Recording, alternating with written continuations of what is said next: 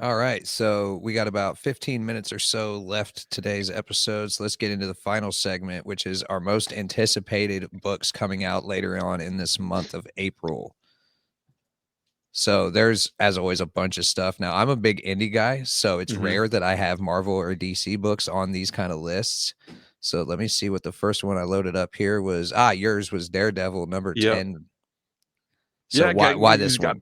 well, I just wanna see what happens, right? Like I said, every issue ends with a what's gonna happen next, and I just wanna see what's gonna happen next. You know, they're getting closer and closer to just an all-out brawl between Daredevil and the Red Fist and Punisher and the Hand, and I just wanna see how it all shakes out, you know?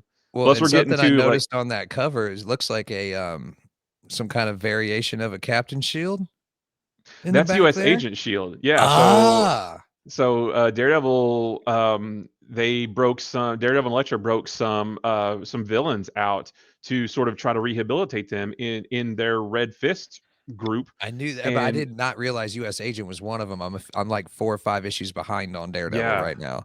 yeah. Well, I won't spoil anything, but US Agent shows up and he and Daredevil go at it a little bit. That's awesome. Yeah, it was That's a really character cool. that doesn't show up enough, honestly, as U.S. Right. Agent. Like he'll Yeah. he'll just randomly, sporadically be in just a backstory of a character. Yeah. Well, next up was my rare Marvel Mm. pick, Guardians of the Galaxy #1, which we don't get a lot of Guardians runs, but this is Jackson Lansing and Colin Kelly, and I've read other stuff that they've done, and they are really good with like these team up books, and the artwork looks like it's going to be really good. Yeah, I'm super interested. This is up there for me. Like, it wasn't in my top 3, but I'm definitely interested. I don't normally buy Guardians books, like, I might read them later on the app, but, this one really has me interested because it's like a space western, kinda Mhm. like a cat like a Trigun or, Firefly. Like, I don't know if that's what the story's gonna be, but that's what it looks like, and I'm I really into that. Firefly was just about to say are the vibes I got, especially Yeah. because the Duster, everybody looks like they're kind of more in like pirate garb than they are Yeah. actual like Guardians gear. Mhm. And of course, like, Mr. Marvelite, shout out to Mr. Marvelite. He's a big Guardians fan, so I figured he would enjoy seeing this since Yeah. it's a brand Yeah, new that run one's getting to start. yeah. Yeah, that one's up there for me for sure. And let's see your number. I don't remember what order you had these in, so if they're out of order, I apologize. Yeah. But next up, Green Arrow. Yes. So So give us so the this little was my breakdown number of what 1. this is supposed to be covering. Yeah, so this is my number 1 most anticipated for April of across any publisher. We haven't had a Daredevil, or I'm sorry, Daredevil. We haven't had a Green Arrow book in a few years. And we're finally getting another one, and this one's gonna have like the entire Arrow family, like Roy Harper and Connor Hawk, Black Canary, Emiko, his sister, and uh, like the cover is a wraparound, and there's so many characters on it. Okay. They're like the whole families are Diggle and all those guys, and at the end of Dark Crisis, Green Arrow was left somewhere else, whereas everybody else was back home, and Green Arrow was sort of left on his own in another place. And so they're going to sort of go on the hunt. Where is he? How do we get him back? But it's more just classic. Like, you don't get there's almost no better couple than like Green Arrow and Black Canary, and we're going to get a lot of that. And we've got Roy Harper back after he's been put through the ringer over the years, and the artwork looks fantastic. Joshua Williamson is the writer on this as well. I'm loving his Superman. I love his indie stuff. I've listened to a podcast with him talking about this, and it just sounds like he knows exactly what uh, what Green Arrow needs to be. And I cannot. I'm just over the moon excited. My friend that works at my LCS has read a preview copy of it because retailers get advanced like digital copies, and he said it's really really good. He didn't reveal too much because but Right. he told me that it's real good, and I'm just hoping that it gets extended, just like Poison Ivy. I've made so many videos on, like, I'm trying to get as many people on board this as possible. I just can't wait for it. That's awesome. So my next one is an indie book because that's like my favorite stuff to read. Hmm. And this is a James Yes. Tynion book, World Tree. This is probably my number 4. If I had 4, this would be the next one. This looks really interesting. It's dealing with like dark web stuff and Mm-hmm. hackers, and like as soon as it said that, it gave me major Matrix vibes, only Yeah. a lot more violent, which is why I had to choose this cover and none of the other variant covers, because I don't think we can show those on here. Right. But Yeah, this sounds like it's got a little bit of a horror bend to it as well. mhm, Like it's not just like straight like dark web cyberpunk stuff. Like it's a horror book as well, like a spooky horror right. book. So like I'm thinking, do you remember that movie that came out, oh, probably 10 or 12 years ago? I think it was Black Phone. Not Yes. not Black Phone. It was basically one where like, the cell phone would ring, and if you answered the call, you like had like 7 days and before you would die or something. It was based off of a Japanese horror movie and it got adapted here. Yeah. I do remember that. And there was the one with the app too, where the app would Yes. tell you when you die and that kind of thing. Yeah, like stuff like that. Yeah. It's like technology and horror mixing. Like that's really cool. And it's not done a whole lot either. So No, which is weird too, especially with how, incorporated technology is into our everyday lives now. I mean, like yeah. literally all of my jobs I cannot do without my phone or my computer. So Right. Yeah, that looks super great. Like James Tynion also, like he's taking, it seems like he's taking a little tiny bit of a break, and now he's mhm. coming back with a new book, and yeah, I'm on board for it.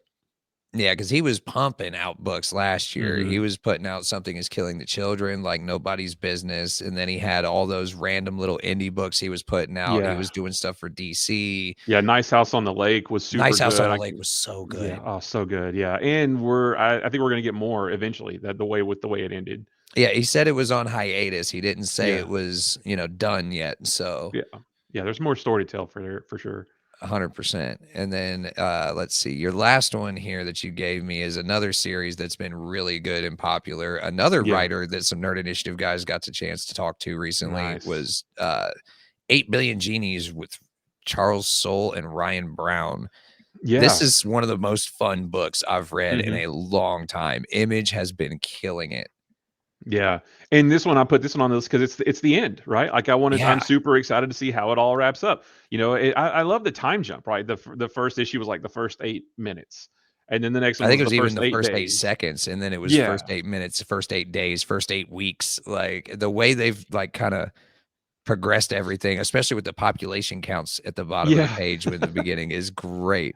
Yeah, so I just want to see, because I think with the last issue where it was like the first 8 decades or something. So like we had lost characters because they grew old and died or whatever, Yeah, and kids were now adults, and now this is like the first 8 centuries or something. I don't know, but like I just want to see how it all plays out. I want to see, maybe we'll see, what is the very last wish that anybody on the planet will wish. Like I just want to right. see, because the series have been written so well, and they have thought of every single possible loophole and how to close it, and Mhm. explanation for everything. Like they've thought it out so well that I'm interested to see what they come up with for the ending, because there's no talent. Like there's I the mean, sky's the issue limit with this 1 book. was so chaotic, Yeah. with so much stuff going on. I didn't even picture where they were going with it after the first issue, and it just Yeah. keeps getting better and better and better. This is one Yeah. I'm definitely picking up the trade when it comes out. Oh, for sure. It'll read. So this is one that I think it'll read great in trade, but it's also one that does read well in single issues, like month to month, because of the time jump. And you Mhm. don't. It's not necessarily a perfect continuation from one to the next because of those time jumps. So it's not very many series that are okay to read um, month to month, but this one was one of them. But it'll make a great trade as well. 100%. And then my last pick before we end the episode is Bram Stoker Mm, Monster Hunter from Aftershock. They I haven't did heard of this this one. not long ago with Mary Shelley, who was, if people don't know, Mary Shelley was the author of Frankenstein. Yeah. Bram Stoker is the author of the original Dracula book. So they're basically taking these monster authors and turning them into monster hunters in these books. Oh, It's okay. so cool, man. And that I've like never heard of that. That's this weird. one is, I've never heard of any of these writers or anything, but it Uh-huh. looks like so much fun. So yeah, so Bram Stoker is going to be a monster hunter. That's really cool. Yeah, so It's the like synopsis that they gave for it is through memories, or hang on, let me make sure I'm reading the right thing.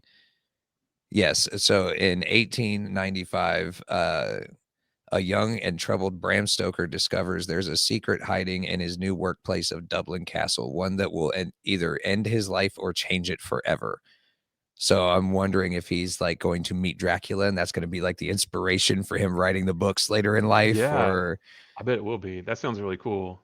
Gosh, Aftershock, like they put out a lot of good stuff. Like Aftershock, like has so many good stuff, or so many good books to read. I really like A Calculated Man from that came out last year. It was like a 4-issue miniseries. Like there's a mhm. lot of really They good stuff also that they did have.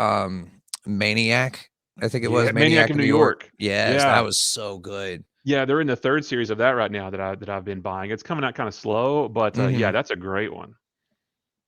Yeah, Yeah, they have so a lot of good there's stuff. just so much good stuff coming out lately, especially from indies, man.